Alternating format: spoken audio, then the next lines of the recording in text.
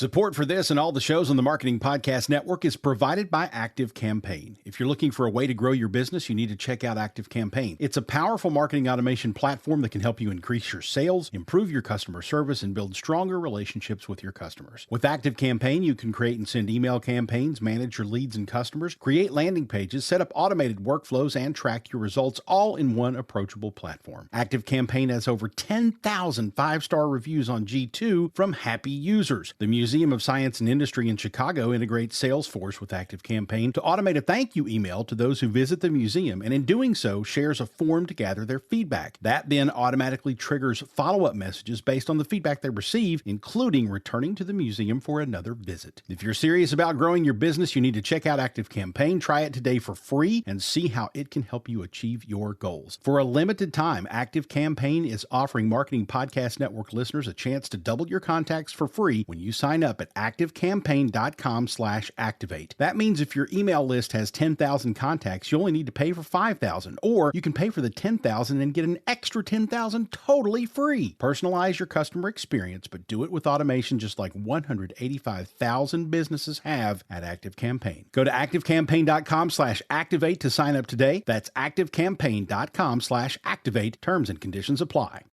Entrepreneurs Enigma is a podcast for the ups and downs of entrepreneurship. So the wins and the fails that we all face being entrepreneurs, how we learn from adversity. Every week I talk to a different entrepreneur with a story to tell. I'm Seth Goldstein. Come with me on the journey. This is Entrepreneurs Enigma. Let's get started.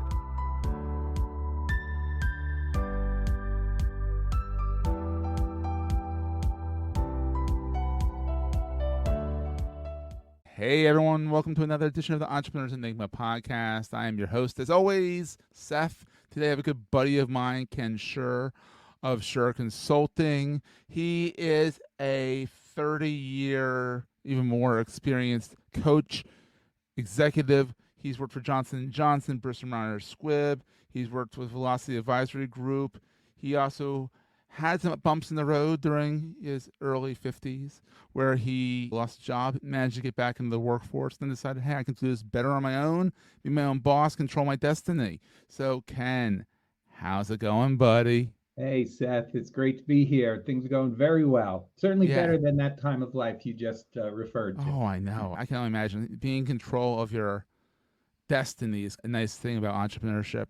But so how did this whole journey get started? You raised a family in Bucks County, just north of Philly. Pandemic hit. You decided, I'm going to go to the Poconos where it's less people. but you also summered in Philly, and you realized we're never down there, so why are we doing that? Does it stay in the Poconos? Let's talk about young Ken. How did you get all started in all of this? Okay, good. Well, I graduated from college not very prepared for the world, unless a lot of us happens that way. Yeah. I had an English literature degree and a business communications degree, and they didn't give them at the time, but I had a partying degree as well. That I was really good at in school. So when I got out of school, I went into sales, and initially I was selling those little tags that hang on clothing, and if you walk out the store, it beeps. Those are fun. Yeah, I was cold calling New York City retail stores, learning I could take a beating and also learning how to sell. And from there, I was fortunate to get a job with Johnson & Johnson, and I spent about 25 years with them in different sales and marketing leadership roles.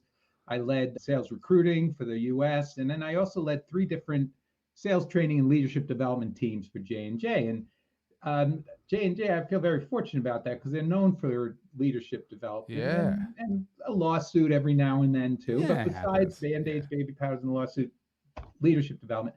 And then I led teams that we designed, developed, and delivered it for different levels of J&J. Oh, that's wild, Then I was laid off at 52 years old with 2 kids in college. Oh, no. Oh, the best time. It's always the best time. Ooh, it was a tough time for me. I do share my personal challenges about that, and I do a lot of speaking. Yeah. But I think it's akin to losing. I went through the 5 stages of grief. Especially if you spent that much time. Yeah. So I picked myself up, got a little help from my friends, and I landed 3 new jobs while I was still in my 50s. Wow. The last one was with Bristol-Myers, where I realized I was done with corporate America, and I think corporate America was done with me. So. Yeah. Eventually, you're ready to go out on your own. Exactly. Yep. In 2015, I started my own practice. I do career coaching, helping people out of work, find the next opportunity, and I do leadership coaching as well. Oh, that's wild. Mm. And so, how many kids did you have? I have 3 kids. And were they all in college when you lost the job? I had 2 in college, and one was a junior in high school. Oh, geez, so you were hustling. You had to Yeah. hustle. Yes, it was not a good time to lose income. No. But then you made the jump into Mhm. entrepreneurship in 2015. So Yes. you had 5 years before the whole world went upside down. Yes. Mhm. And how was that? I mean, like, it was a lot of in-person stuff. Was it a kind of a little bit in between the two Yeah, things? it was a mix of things. It was some virtual, and it was a lot more in person for Yeah. sure. And starting out, this being an entrepreneur show, as well as I do, it's hard. Those first few years, especially, it's still hard, but Yeah, it's different. even figuring out how to make money, like how to package things, how to price things. Initially, I was getting paid by the hour, and that's a hard way to make a living. So, Eventually, figured things out, got good advice from people, and developed some different packages now that I can really help people out a lot and get fairly compensated as well. we're going to take a quick break, hear from our sponsors, and get right back to the show. As a person with a very deep voice, I'm hired all the time for advertising campaigns. But a deep voice doesn't sell B2B, and advertising on the wrong platform doesn't sell B2B either. That's why if you're a B2B marketer, you should use LinkedIn ads. LinkedIn has the targeting capabilities to help you reach the world's largest professional audience. That's right, over 70 million decision makers all in one place. All the big wigs, then medium wigs, also small wigs who are on the path to becoming big wigs. Okay, that's enough about wigs. LinkedIn ads allows you to focus on getting your B2B message to the right people. So, does that mean you should use ads on LinkedIn instead of hiring me, the man with the deepest voice in the world?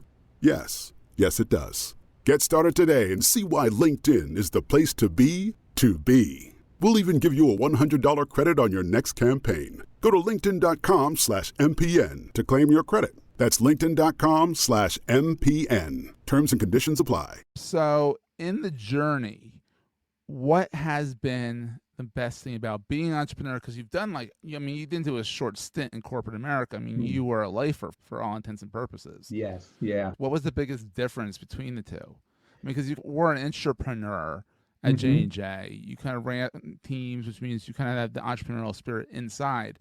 What's the difference between being entrepreneurial and entrepreneurial? Yes.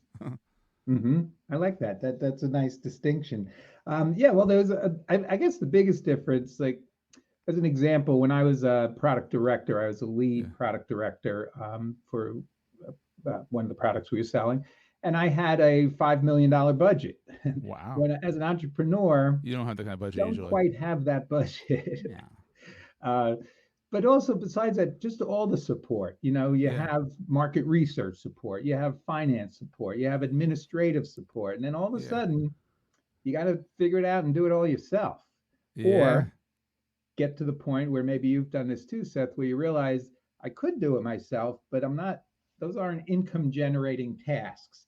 I could go find a virtual assistant and pay them to, take that time for me. So, exactly. And again, part of the evolution of being an entrepreneur, right? Absolutely. So what's the best thing about being an entrepreneur versus being the entrepreneur? I mentioned I had a very difficult time after I got laid off, and I did go into therapy to help me through that. And after a few sessions, my therapist said to me, "How did you survive in corporate America for so long? Because you don't have that personality. I don't have that cutthroat, political, step on people to get to the top personality." And somehow I managed. So being on my own, being able to develop my own approach, my own culture, even though I'm a solopreneur, but do things the way I want to do them, treat people the way I want to treat them, and be in control of my own destiny is really a great part. I love it. So what keeps you up at night? Being always, where's the next client coming from? I've gotten into a habit, Seth, where every night as I get into bed, I'm thankful for everything I have, not only just work-wise, but personally. And then I call on the universe to send me some more. Yeah, send me some more business, please. Send me some more good vibes, Yeah. that kind of thing. What is the most important thing to carry with you all the time? I think the key to my success personally has been that I think I'm empathetic. I'm You an are very empath empathetic. for sure. I really do feel other people's pain, to quote a former president of ours, but I do. I feel people's pain. I take things very personally with my clients once we're signed up. Yeah. Their success is my success, their failure is my failure. Yeah. So I think it's that ability to connect with people and feel what they're going through as best as someone can feel that. And also Absolutely. having experienced it myself, I'm able to share that. Yeah. And I'm pretty much an open book. I told you I was went into therapy. I have no problem sharing my Yeah. challenges so that other people realize, okay, this happens and you It can happens. survive. Yeah. So let's go back to Johnson & Johnson. What was your favorite spot in the corporate wheel? Like, where did you learn the most? Yeah, I loved when I was either it was really sales management, so a district manager or region business director. I just loved, especially from the region business director, I had more control of the business. I didn't have P&L responsibility, but I did Which is have. kind of nice. Kind of nice Yeah. not having to watch your P&L, kind of have someone else deal with that for you. That's true. But I did have, a budget and I had quotas and goals to meet and all that. But I love leading people. I love motivating people. I love helping people get better and improve their lives. When I would bring on a new district manager when I was a region business director, I would have a heart to heart with them on day one about their responsibility and how it is an awesome responsibility. And I don't mean awesome like awesome dude. I mean awesome. You're responsible for the person who reports to you, which impacts their family, their clients. We were calling on doctors, so it impacts their patients. Like what you do is important. And I think that's something that a lot of leaders miss, that people need to know how what they're doing has a bigger impact than just their job. And when you can do that, that's a big part of motivating people, I think. So how do you bring that into now your coaching then? It's different because every client you have is a different thing, a different thing. Yeah. Well, there are two ways I do it. One of the things, Seth, that I found when I was at Johnson & Johnson, I think the key to their success was the trust that they've been able to establish with the different stakeholders. And they do this. I think it's interesting. There's something called the J&J Credo. Are you familiar with that? No, I'm not actually. No. Okay. It's a one-page document, 4 paragraphs, written by General Robert Wood Johnson, who is the founder of J&J. And the first paragraph's about the responsibility to the healthcare workers and patients that they serve. The second paragraph's the responsibility to employees, providing a fair wage and a safe work environment. The third responsibility is to the community, being good stewards of the environment. And the last responsibility is to shareholders. And what was interesting about that is he was the only shareholder at the time that he wrote that. So he put himself last. That's wild, yeah. But he knew if he took care of everybody else, he'd be successful. And that's pretty good. It's worked out. It kind of worked out a little bit. Just a little bit. That's wild. Yeah. And if you think about like the Tylenol scare, I know you're a young man, you might not remember. No, I know about the Tylenol scare, but I was a baby. Yeah. Well, 4 people died in Chicago after somebody tampered with the bottle. So J&J, they looked to the Credo. First responsibility to healthcare workers and the patients. They pulled the product from the shelves globally. Yeah, because you'll know if 4 people died from it, you'll know how many more are tampered. Exactly. Great point. Yeah. So J&J pulled the product, and then when they put it back on the market with the first tamper-resistant bottle ever. Oh, that was before tamper resistance. Oh, yeah, wow. Exactly. So that was the first one, and it very quickly became the number 1 over-the-counter pain reliever again. Because they put their clients first. Yeah.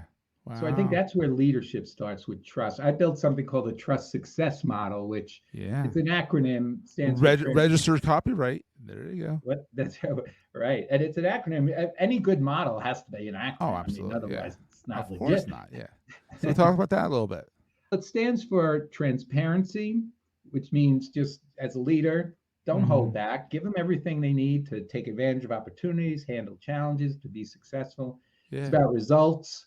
That's the R in trust. Delivering not only the end result, but milestones along the way to encourage people and motivate people. understanding where people are coming from, what are their career aspirations, how can you help them be successful. The S in the trust success model is about simplicity. World's crazy. Keep people focused on what's really important. It's important. And then the last is about teams, building both a personal and a professional network of people to support you and help you, and that you can help as well. I love that. That's awesome. Yeah, so that's how I approach that. And then I also believe, like I said, that helping people see how their role is bigger than they are, I think is also really important. Awesome. That's awesome. And awesome, dude. Awesome, not awesome responsibility. I think this is awesome. I think it's really good. I like that a lot. So where can people find you online if they want to connect with you? Well, a number of ways. I certainly am on LinkedIn, as any exactly. good business person is these days. You could also, I have a website at Sher, SHER coaching.com. Nice and short too. That's right. I guess it's Kenneth long. The long part of that's Kenneth. That's so right. You have to do long, short, or short, long unless you want to be really mean to your kids. It's funny you say it, Seth. My mother, whose maiden name was Goldstein, I think I told you that. Probably not related, because that is clearly the Smith of Jews. Go absolutely. I agree. That's right. But when I started calling myself Ken, she said, I gave you a multisyllabic first name to go with our single syllable last name. Ken Sher sounds like you're sneezing. You got to go with Kenny or Kenneth. No, you're definitely a Ken. You got the personality of a Ken. Right. Right. So, it's wild. So you're on LinkedIn. Also, if you want to reach out directly, ken@shercoaching.com. I'd love to hear from you. That's wild. Yeah, absolutely. Ken, this has been so much fun. I'm so glad we got to get you on the show. And thank you. What a story. I'm honored to be on, because I know you've had a lot of guests on. So thank you for asking me. We'll see everyone next time. That was a great show. If you're enjoying Entrepreneurs Enigma, please review us in the podcast directory of your choice. Every review helps other podcast listeners find our show. If you're looking for other podcasts in the marketing space, look no further than the Marketing Podcast Network at marketingpodcasts.net.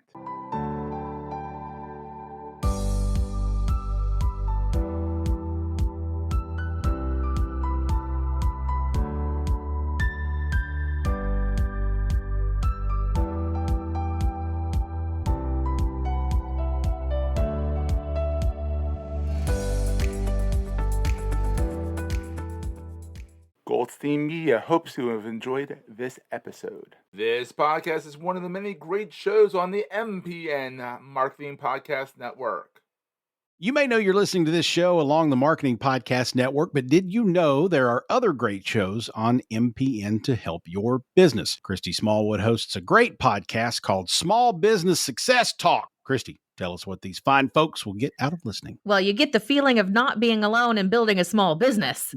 My guests have shared their success stories, their biggest challenges, their best practices, the passion for what they do, and what success really means for them. It's a mix of mindset, heart, and how-tos for the small business community to learn from each other. Awesome. Where can people subscribe? You can go to smallbusinesssuccesstalk.biz, or you can find the show at marketingpodcasts.net, or you can search for Small Business Success Talk wherever you get your podcasts. You heard her. Go subscribe. This podcast is heard along the Marketing Podcast Network. For more great marketing podcasts, visit marketingpodcasts.net.